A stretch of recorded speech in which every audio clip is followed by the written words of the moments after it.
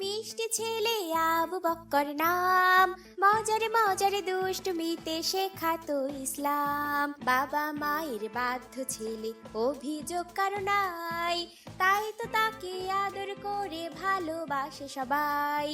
আবু বক্করের সাথে ইসলামের পথে।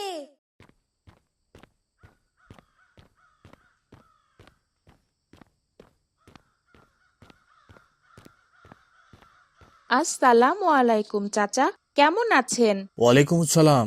আলহামদুলিল্লাহ আবু বকর, তুমি কেমন আছো বাবা? আলহামদুলিল্লাহ চাচা। আব্দুর রহমান কেমন আছো? আলহামদুলিল্লাহ। এটা আমাদের কুরবানির গরু। দেখেছো কত বড়? সবার থেকে বড় আমাদের গরু। হ্যাঁ, মাশাআল্লাহ, অনেক বড় গরু কিনেছো। ঈদের দিন তোমাদের দাওয়াত থাকলো, বাবা মা বোনকে নিয়ে আমার বাসায় বেড়াতে এসো বাবা। ইনশাল্লাহ চাচা, আপনাদেরও দাওয়াত আমাদের বাড়িতে, আপনারাও আসবেন কিন্তু। ইনশাল্লাহ। আব্দুর রহমান, এসো কিন্তু ভাই। ঠিক আছে আবু বক্কর। আসসালামু আলাইকুম বাবা। ওয়ালাইকুম আসসালাম। বাবা, তুমি নাকি আজ কুরবানির জন্য গরু কিনতে যাচ্ছ হাটে? হ্যাঁ বাবা, কুরবানির ঈদের তো আর মাত্র কয়েকদিন বাকি। তুমি কি আমাকে সাথে নিয়ে যাবে? আমার হাটে যেতে অনেক ইচ্ছা হচ্ছে। আব্দুর রহমান ওর বাবার সাথে গিয়েছিল, ওদের কি সুন্দর একটা গরু কিনেছে বাবা। ঠিক আছে আবু বকর, জোহরের নামাজ আদায় করেই কিন্তু বের হব, তুমি কিন্তু আগেই রেডি থেকো। আচ্ছা বাবা, আমরা কিন্তু অনেক বড় একটা গরু কিনবো, আব্দুর রহমানদের থেকেও বড়। তাহলে ওদেরকে দেখিয়ে দিতে পারবো আমাদের গরু সবার সেরা। আবু বকর, কুরবানি কিন্তু মানুষকে দেখানোর জন্য না বাবা। এরকম নিয়ত থাকলে আমাদের কুরবানি কবুল হবে না। কুরবানি দেওয়া হয় আল্লাহর উদ্দেশ্যে, আল্লাহকে খুশি করার জন্য। নিজেকে বড় করার জন্য যে কুরবানি করা হয়, ওটা কিন্তু আল্লাহ কবুল করবেন না। আমি এটা জানতাম না বাবা। হ্যাঁ বাবা, কাউকে দেখানোর জন্য অথবা কেউ যদি শুধু গোস্ত খাওয়ার উদ্দেশ্যে কুরবানি করে, তাহলে সেটা কোনোভাবেই কুরবানি হবে না বাবা। আমরা অনেক সময় চিন্তা করি অনেক বড় পশু কুরবানি করব, যেন সবাই বোঝে আমার অনেক টাকা। আবার প্রতিযোগিতা করে অনেক বড় পশু কুরবানি করা হয়, এগুলোতে কুরবানি হবে না। শুধুমাত্র আল্লাহকে খুশি করার জন্য আমাদের কুরবানি করতে হয়। আবার কুরবানির টাকাতে সুদ ঘুষ সহ যে কোনো অবৈধ টাকা থাকলেও সেটা কুরবানি হবে না কখনোই। ঠিক আছে বাবা, তাহলে আমরা আল্লাহকে খুশি করার জন্যই কুরবানি করব ইনশাল্লাহ। তুমি কিন্তু আমাকে হাটে নিয়ে যেও বাবা। ইনশাআল্লাহ। তুমি জোহরের নামাজ আদায় করে দুপুরের খাবার খেয়েই রেডি হবে কিন্তু। ইনশাল্লাহ বাবা। বাবা, আমাদের কুরবানির জন্য গরুটা কিন্তু দারুণ হয়েছে। হ্যাঁ বাবা, আলহামদুলিল্লাহ, আমরা সুস্থ সবল পশু কিনতে পেরেছি। আমাদের সব সময় সুস্থ সবল পশু কুরবানি করতে হয়। অসুস্থ দুর্বল কান কাটা শিং ভাঙা চোখে দেখে না এমন পশু দিয়ে কুরবানি হয় না বাবা। তাই? আচ্ছা বাবা, শুধু গরু ছাড়া অন্য কোনো পশু দিয়ে কুরবানি করা যায় না? হ্যাঁ বাবা, আমাদের কুরবানির জন্য উট গরু মহিষ দুম্বা ছাগল আর ভেড়া নির্ধারণ করা। ও আচ্ছা।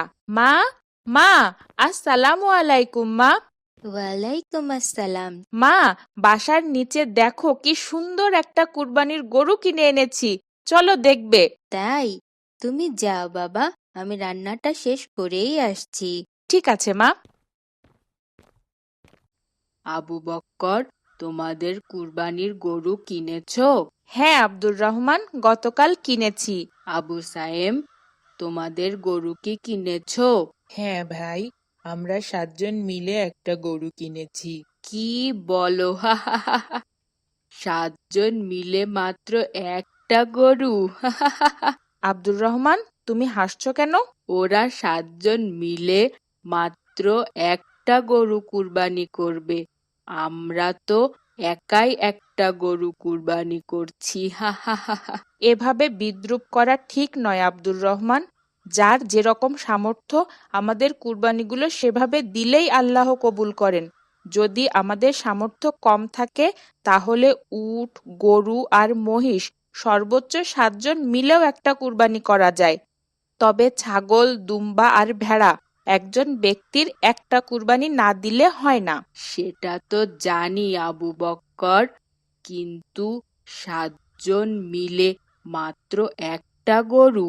আব্দুর রহমান, কুরবানি লোক দেখানো কোনো ব্যাপার না। এটা করতে হয় আল্লাহর সন্তুষ্টির জন্য, বরং লোক দেখিয়ে কুরবানি করলে সেটা আল্লাহ কবুল করেন না। আল্লাহর উদ্দেশ্যে সঠিক নিয়মে কুরবানি করলে সেটা ছোট বা বড় এটা কোনো বিষয় হয় না, আল্লাহ কবুল করেন।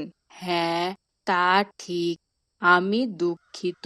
হ্যাঁ আব্দুর রহমান, তুমি কিন্তু আবু সায়েমকে তাদের সামর্থ্য নিয়ে ছোট করে অপমান করেছো, এটাও ঠিক নয়। ধরো যদি আজকে সায়েমের ওখানে তুমি হতে আর তোমরা 7 জন মিলে একটা কুরবানি করতে, আর সায়েম তোমাকে দেখে এভাবে অপমান করতো, তাহলে তোমার কেমন লাগতো বলো তো? আমি তো এভাবে ভেবে দেখিনি ভাই। আব্দুর রহমান, তোমার সায়েমের কাছে ক্ষমা চাওয়া উচিত। আবু সায়েম, আমাকে ক্ষমা করো ভাই। তোমাকে এভাবে কষ্ট দেওয়া আমার মোটেও উচিত হয়নি। ঠিক আছে ভাই, আমি তোমাকে ক্ষমা করে দিয়েছি।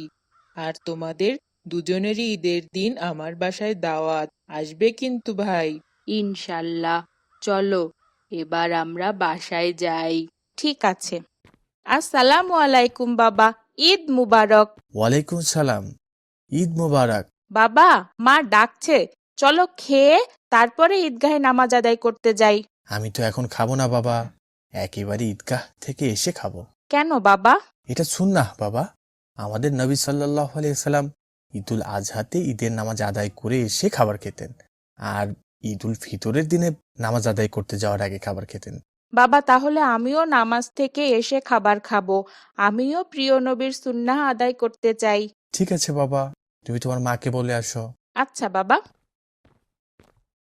মা, তুমি বাবাকে একটু বুঝিয়ে বলো না যেন এই গরুটি জবেহ না করে, আমার অনেক কষ্ট হচ্ছে মা।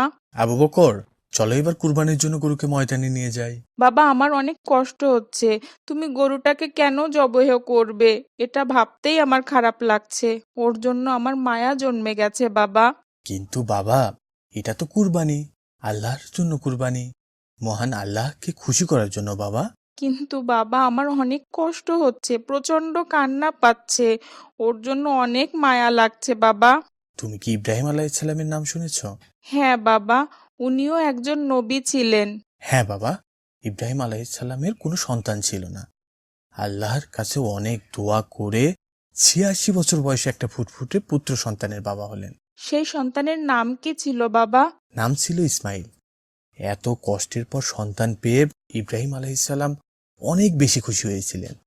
তিনি তার পুত্রকে অনেক ভালোবাসতেন। ইসমাইল ছিল তার বাবার কলিজার টুকরা সন্তান।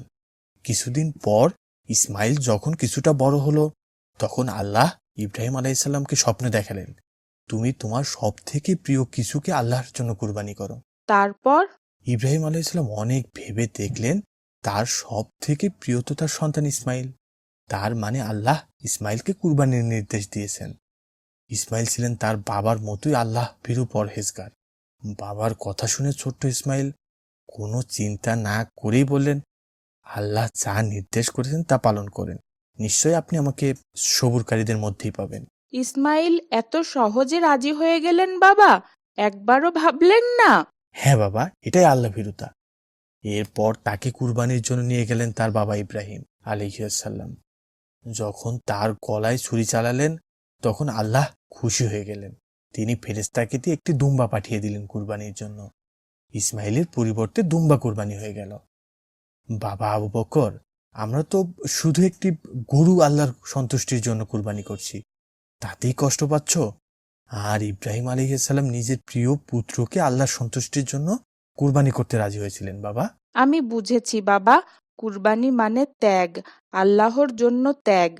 চলো আমরা ত্যাগ করি, গরুটিকে আল্লাহর সন্তুষ্টির জন্য কুরবানি করি।